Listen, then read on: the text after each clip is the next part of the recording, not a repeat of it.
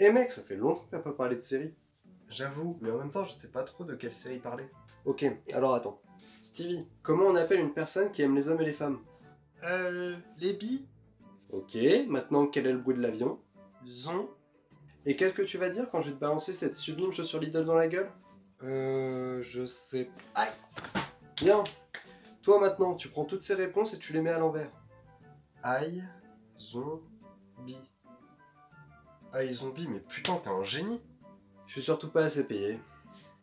Bah du coup, bonsoir à tous, c'est Gogol, j'espère que vous allez bien. Aujourd'hui, on parle de iZombie. C'est parti.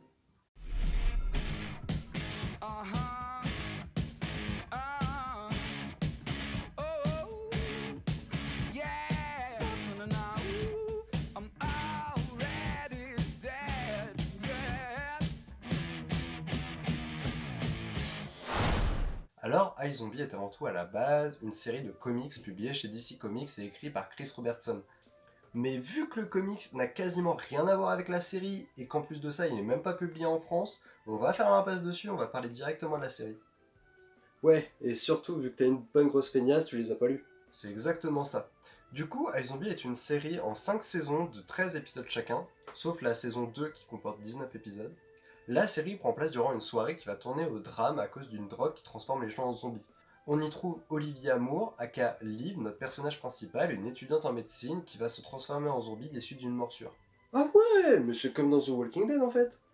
Alors non, puisque les zombies qu'il y a dans iZombie ne sont pas les mêmes que nous connaissons. En effet, un zombie peut très bien rester lui-même du moment qu'il se nourrit de cerveau un peu de temps en temps.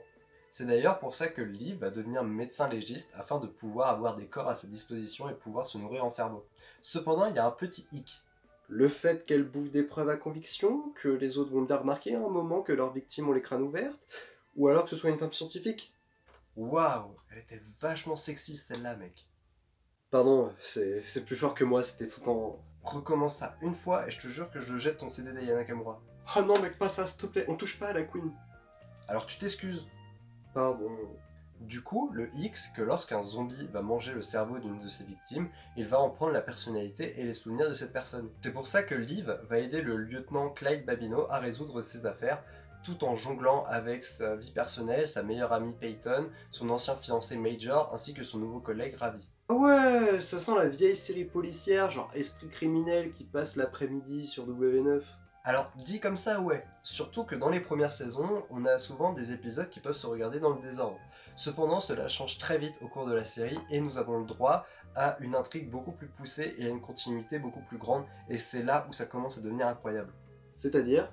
C'est-à-dire que pour moi, c'est ça qui fait la force de iZombie, puisque la série commence en étant une petite série un peu policière, humoristique, qui passe vachement bien, mais au fur et à mesure de sa continuité, on sent qu'elle nous délivre un message beaucoup plus important que l'on pourrait le croire.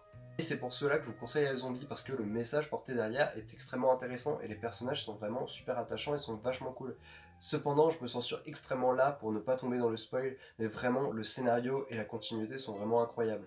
Ouais, enfin, si le scénario est cool, ça veut pas forcément dire que c'est une bonne série. Regarde juste Riverdale. Tiens, c'est vrai, faudrait que j'en parle aussi un jour. Mais pour revenir à iZombie, aussi, un élément qui est très important pour moi et qui fait que la série est encore meilleure, ce sont vraiment les acteurs. On retrouve Rose McIver sur Liv, Malcolm Godwin sur Clive, Raoul Collie sur Ravi, Robert Buckley sur Major, et Alison Michalka sur Peyton. Et si je parle principalement d'eux, c'est déjà parce que c'est les personnages principaux, et en plus de ça, c'est parce qu'on sent vraiment que ce sont des potes et qu'ils ont vraiment un lien fort, et ça se ressent à l'écran, et c'est ça qui fait vraiment le charme de iZombie, c'est qu'on a vraiment l'impression d'avoir une bande de potes qui jouent, et qui jouent tellement bien, on ressent vraiment leur émotion quand ils s'éclatent, quand ils jouent, quand ils rient, quand ils sont tristes, bref, quand rire, c'est qu'un détail. Mais bref, on ressent vraiment l'amitié palpable entre ces groupes de personnes et ça se ressent dans leur jeu et ça fait énormément plaisir. C'est l'une des premières fois que je vois autant d'amitié disposée comme ceci à l'écran. Et sans spoil, j'ai vraiment lâché ma larme à la dernière scène où ils étaient tous ensemble. Ok, pour finir la mise en scène, simple mais efficace. Du coup, je vous conseille iZombie parce que la série est vachement cool, rapide, pas prise de tête, et en plus est vachement bien réalisée, vachement bien faite avec des très bons acteurs. C'est l'une des meilleures séries que j'ai jamais vues, donc foncez. Et bah nickel ça. Et ouais. Bref, j'espère que la vidéo vous aura plu. Si c'est le cas, n'hésitez pas à me faire un petit retour dans les commentaires, n'hésitez pas non plus à vous abonner et à lâcher un petit pouce en l'air. N'hésitez pas non plus à me suivre sur les réseaux sociaux, Instagram, Twitter et TikTok, c'est là où je partage tout mon contenu, tout ce que j'aime, donc n'hésitez pas à me retrouver là-bas. Bref, j'espère que la vidéo vous aura plu, je vous fais des gros bisous, salut!